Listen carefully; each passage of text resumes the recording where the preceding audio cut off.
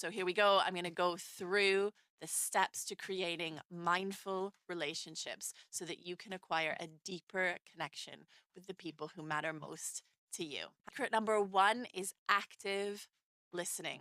We all know how important this is, but are you actually doing it? In fact, you might practice active listening when you're out there in your work life and forget to do it when you're at home. Be on receive as well as on output. How does active listening work?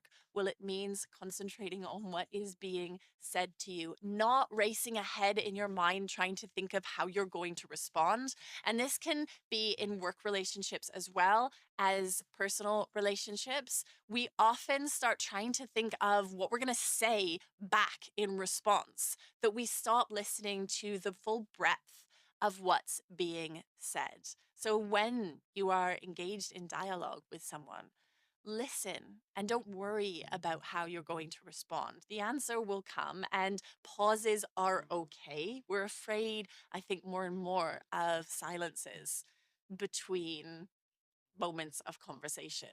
But actually, if you spend the time listening to what's being said to you and then need to take a moment to gather your thoughts and respond, the richness of your response will be so much greater that that pause will be worthwhile for both parties, right? So listen to what is being said and then retain that information. Put that into your brain so that you can recall it later in the conversation or later in the week.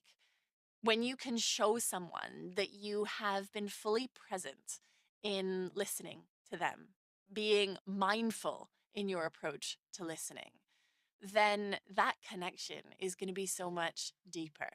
And if it is a relationship that is important to you on whatever level, showing that person that you have not been distracted while you were listening to them, that you have fully received, they've said to you, whether you agree with it or not, that's kind of not the point here, that you are being engaged in what they are communicating, that you're committing it to memory is going to mean that that connection between the two of you will deepen. And when we have that deeper connection, we're able to satisfy a basic need both in ourselves and in that other person. Let's move on to secret number two, which relates to secret number one. And this is present moment awareness. This is about being engaged fully in what is going on when you are with someone else or other people. This can be in a group situation as well.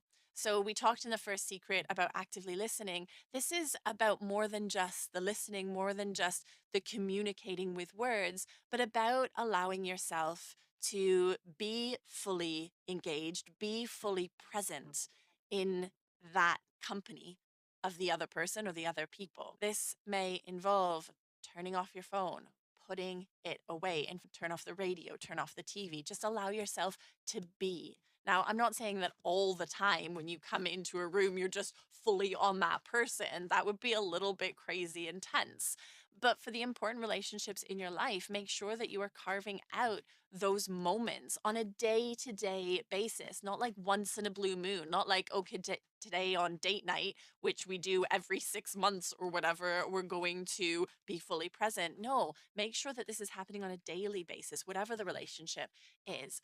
If it is important to you and you want to achieve that deeper connection, then allow yourself to be fully present. And also, what's important here with being fully present is yes, turning off the distractions around you, but also being in the present moment, not thinking about the past or the future. We can often bring in both the pressures of the past, of what has gone on before, and what we're thinking about ahead by being just in the present moment and engaging with that other person in terms of what's happening right now, we can have that mindfulness and bring that deeper connection. So that's secret number two.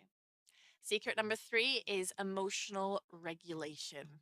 So, of course, we know that heightened emotions of either kind, positive or negative, can be difficult to manage in an important relationship. But in order to give strength and security to that relationship, knowing how to manage your emotions is really important. And if that's something that you're interested in, do check out the resources that I've put in the description box below, because I do a lot of work with emotional regulation. And you can find that in the 5-Day Life Changer course, where I've put a link in the description box below, but also in some of the free resources, like the free masterclasses that are listed below as well. So you'll get some amazing tools in terms of how to regulate your emotions. Now, what we're talking about here, especially, is when there are points of conflict. A lot of important relationships that we have in our life can take the full brunt of some difficult emotions.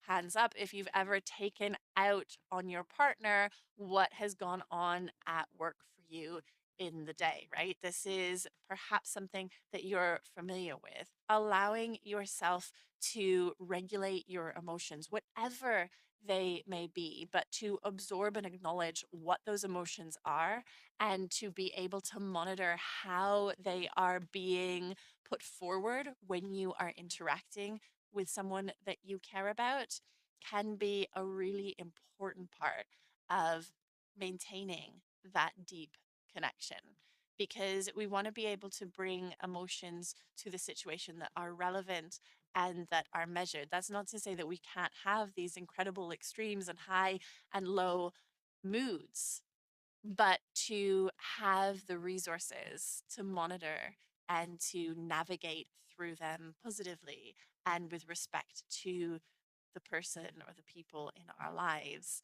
is going to allow us to create a strength of an important relationship.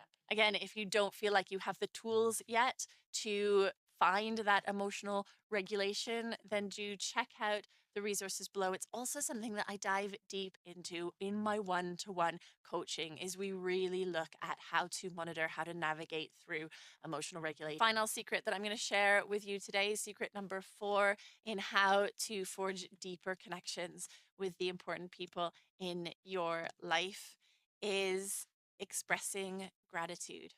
Now, you've heard for sure the benefit of gratitude and how it can be this incredible force in your life. And in fact, any mood, any circumstance, any situation in your life that you want to alter, by practicing gratitude, you will begin to unlock and you will begin to see things from a different perspective. If there was a magic pill that could do everything that practicing gratitude does, everybody would be taking it. So practicing gratitude is one of the key things to do. And if you're interested in learning more about how to practice gratitude, how to incorporate into your life in a positive way, and actually how to get some kind of super boosts from it, please do check out this video that I've made, which is really going deep into how to practice gratitude. But when we're talking about it here in terms of forging deeper relationships, this is about actually expressing gratitude. So a lot of people practice gratitude and they'll write down every day 3 things that they're grateful for, and that is really important. But where that sometimes stops is keeping it to yourself. And actually, when you are trying to create deeper connections with the people in your life, feeling the ability to express your gratitude for them and what they do for you and who they are and the role they take in your life will allow for you to go deeper into that connection.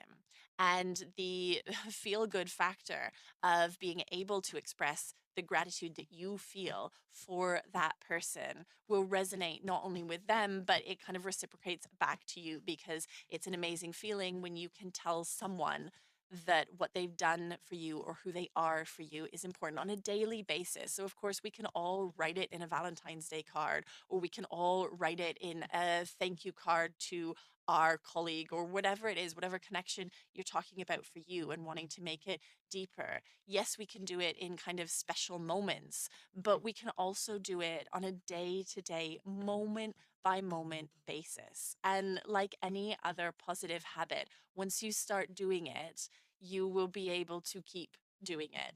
And it will feel like second nature. And yes, there might be a little time when you have to adjust to it. It may feel a bit awkward at first to be expressing gratitude, and you may need to find the way that feels natural to you. But if you can, beyond all of the other secrets that I've given you just now, if you can adopt this with regularity and allow it to become a habit for you, that this is something you naturally go to, is expressing gratitude to the people in your life, then it will allow you to create those deep connections with those people, which will mean that you have more strength in not only those connections and those relationships, but actually in your sense of self.